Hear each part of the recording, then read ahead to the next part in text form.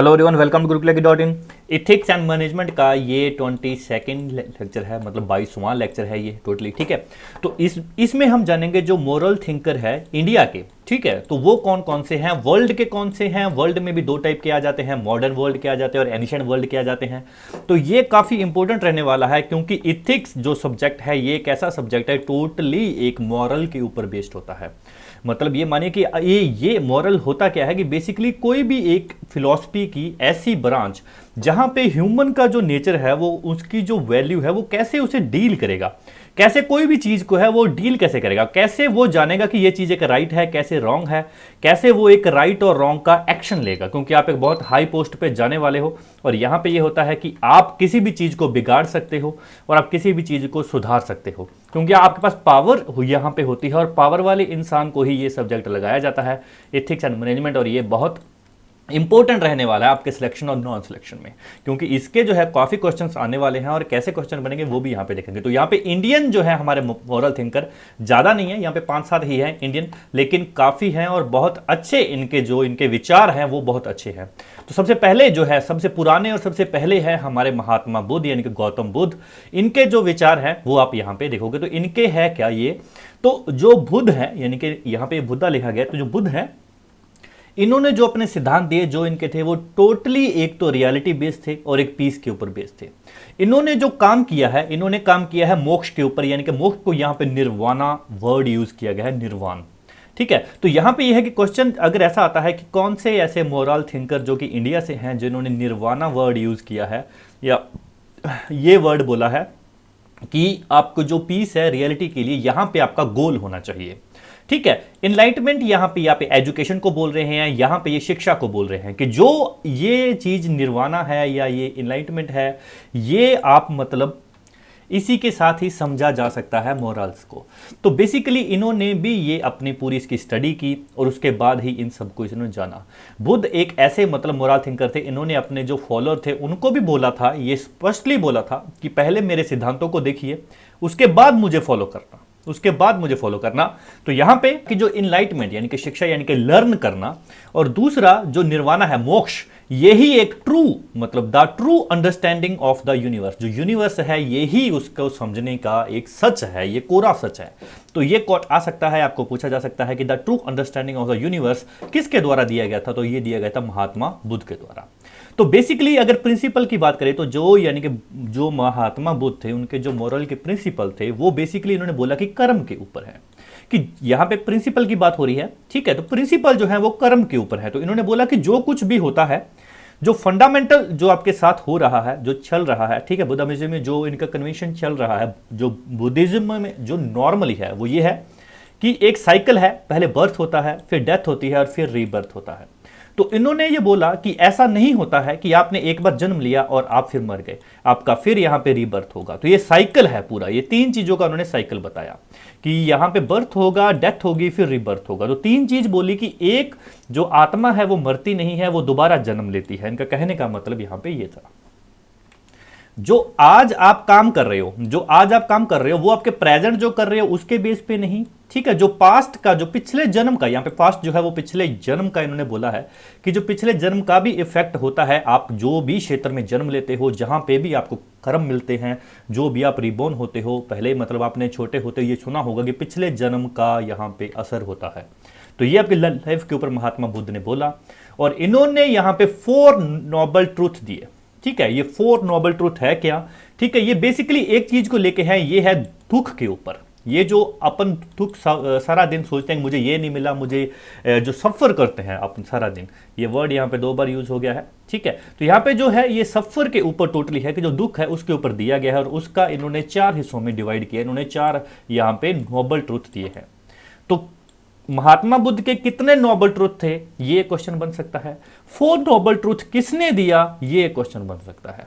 ठीक है, तो इसी के साथ जो इन्होंने पहला ट्रूथ बोला वो ये है कि देयर इज सफरिंग, जो दुख है वो सभी के लिए कॉमन है, कोई अलग नहीं है। यहां पे बोला कि अगर आपके लिए दुख है तो दूसरे के लिए भी दुख है। अलग बात है कि उसका जो डिजायर है, उसकी जो इच्छा है वो अलग होगी, उसको लेकर दुख होगा, इसको और अलग चीज के लिए दुख यहां पे हो सकता है।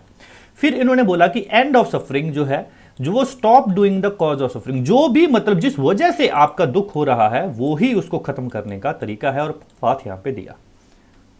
तो महात्मा बुद्ध ने एक बात और यहां पे बोली कि जो हैप्पीनेस है वो मतलब यूनिवर्स नहीं रहती है। इन्होंने बोला कि हैप्पीनेस है लाइफ में, मान लीजिए कि आपकी फ्रेंडशिप में हैप्पीनेस है, आपकी फैमिली में हैप्पीनेस है, आपके हेल्थ में, बॉडी में, माइंड में, हर जगह पे हैप्पीनेस है।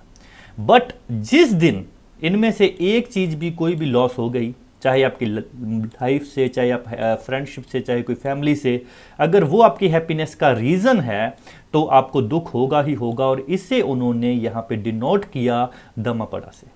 इन्होंने ये बोला कि दमापड़ा है ये कि आप अगर जो निर्वाणा है, मोक्ष की मतलब वजह की जो मोक्ष है, उसको ना लेके आप हैप्पीनेस इन चीज़ों में देख रहे हो तो जो दुख है वो आपका होगा ही होगा, एक दिन यहाँ पे होगा ही होगा। ठीक है, तो चलिए, जो सेकंड ट्रुथ है, पहला ट्रुथ था कि जो दुख है वो सभी के लिए कॉमन है, आपके लिए अलग नहीं है। ठीक है, दूसरा जो ट्रुथ है, उन्होंने बोला कि दुख होता क्यों है, मतलब ये ट्रुथ क्या है इसका, जो सफरिंग अपन करते हैं ये होता क्यों है। तो इन्होंने बोला कि ऑल कंडीशनल ये फिनोमिना है। ठीक है, सभी जो इंसान हैं वो या तो उनको इग्नोरेंस की वजह से, या ग्रीडी, जो उनकी डिजायर्स हैं, जो उनकी इच्छाएं हैं, कि वो एक दिन, मतलब यहां पे इन्होंने एक एग्जांपल भी बेस्ट दिया था, और अगर अपन कॉमन एग्जांपल से समझें तो वो आगे इसके एग्जांपल से समझते हैं।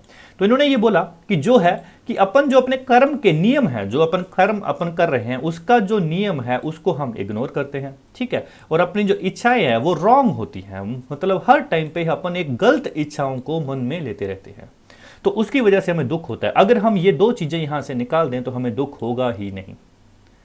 हमें एक्सेप्ट करना चाहिए लाइफ को, तो और एंजॉय करना चाहिए लाइफ को। अगर आपके माइंड में ये सब चीजें हैं तो ये चीजें आपके माइंड जो है हार्मफुल कर देगी। ठीक है, और आपके माइंड में पीस नहीं रहेगी, और आप कभी भी सेटिस्फाई नहीं हो सकते लाइफ में। यहां पे अगर मैं आपको मॉडर्न एग्जांपल देकर समझाऊं तो जैसे कोई भी एक इंसान है ए, ठीक है, यहां पे मान लीजिए एंड्रू है, तो इसको जो है, इसकी डिजायर थी यहां पे कि मेरे को है वो एक घर लेना है, अच्छा यहां पे घर लेना है। ठीक है, लेकिन जिस दिन इसे घर मिल गया उस दिन इसकी ये चीज खत्म हो जाएगी, जो ये डिजायर है वो किसी कार में या कोई लग्जरी में, किसी चीज में कन्वर्ट हो जाएगी। तो ये जो डिजायर्स है चीजों को पाने की, ये चीज डिजायर को खत्म करनी होगी। यही है इसका जो है थर्ड जो ट्रूथ है, ये यही है कि जो दुख है, सफरिंग है, उसे खत्म कर, कैसे उसे खत्म किया जा सकता है। तो इन्होंने बोला कि जो आपकी इच्छाएं हैं, ग्रीड और इग्नोरेंस, इसको कट करना होगा, इसको आपको पूरा का पूरा यहां पे रिमूव करना होगा अपनी लाइफ से। तो आपको जो है ये पूरा का पूरा, ये जो बुद्धिस्ट है, इन्होंने बोला कि आपको मोक्ष की तरफ जाना होगा। अगर आप मोक्ष को लेके, मतलब मोक्ष क्या है कि आपका कभी भी, जैसे आप सभी को पता ही होगा अगर आपने बचपन में, ये मोक्ष कोई नया वर्ड नहीं है, मुक्ति। ठीक है, पूरे ये संसार से मुक्ति। तो ये बोला इन्होंने कि अगर आप मुक्ति की तरफ काम कर रहे हो तो ये ever last state of great joy and peace, इसके बाद आपको कोई भी दुख नहीं होगा, ये एंड है। अगर आप इसको लेके काम कर रहे हो कि मुझे मोक्ष चाहिए, अगर आप मोक्ष के लिए काम कर रहे हो तो आपको जिंदगी में कभी दुख नहीं होगा और कभी भी ये नहीं होगा। तो ये भी क्वेश्चन बन सकता है कि इनमें से क्या बुद्धा ने स्टेट किया है, ठीक है, जिससे जो कि एवर लास्ट स्टेट है, great of joy and peace. तो यहां पे अब ये कह सकते हो निर्वाणा, क्योंकि बड़े बड़े यहां पे 100 करोड़पति, अरबपति भी टेंशन में होते हैं, नींद की गोलियां लेके सोते हैं, क्योंकि उनकी जो डिजायर्स हैं वो लोकलाइज्ड होती है और एक डोमेस्टिक कह सकते हो। लेकिन ये पूरा का पूरा अपनी लाइफ को ही मोक्ष का इन्होंने स्ट्रेस किया इसके ऊपर।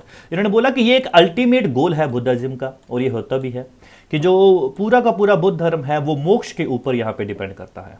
ठीक है, यहां पे बोला कि एवरीवन कैन रियलाइज, आप जो महात्मा गौतम बुद्ध है उसकी टीचिंग की हेल्प की वजह से आप हर चीज को यहां पे रियलाइज, हर कोई यहां पे रियलाइज कर सकता है और एक्सपीरियंस ले सकता है इस लाइफ का, और ये बेस्ट लाइफ है। और फोर्थ हमारा है जो पाथ, तो इसका जो है मुक्ति लेने का, जो दुखों से मुक्ति लेने का जो पाथ है वो क्या है। तो जो पाथ है बेसिकली इन्होंने बोला कि पाथ है ये एक नोबल 8 फोल्ड पाथ है। ठीक है, कि आप एक नोबल 8 फोल्ड को पूरा ही पूरा ये फॉलो करोगे, जैसे कि बिहेविंग यहाँ पे डिसेंटली, पूरा पूरा डिसेंट यहाँ पे आप एक बिहेव करो, कल्टीवेटिंग यहाँ पे डिसिप्लिन, डिसिप्लिन की कर्म करो, उसे आप कर्म करो, डिसिप्लिन में रहो। ठीक है, आप कभी भी इनडिसिप्लिन ना करो, और प्रैक्टिसिंग माइंडफुलनेस। ठीक है, और मेडिटेशन। तो यहाँ पे जो शांति, मेडिटेशन, ये सब चीज़ें यहाँ पे इन्होंने बोला है, इसके ऊपर आप काम करो।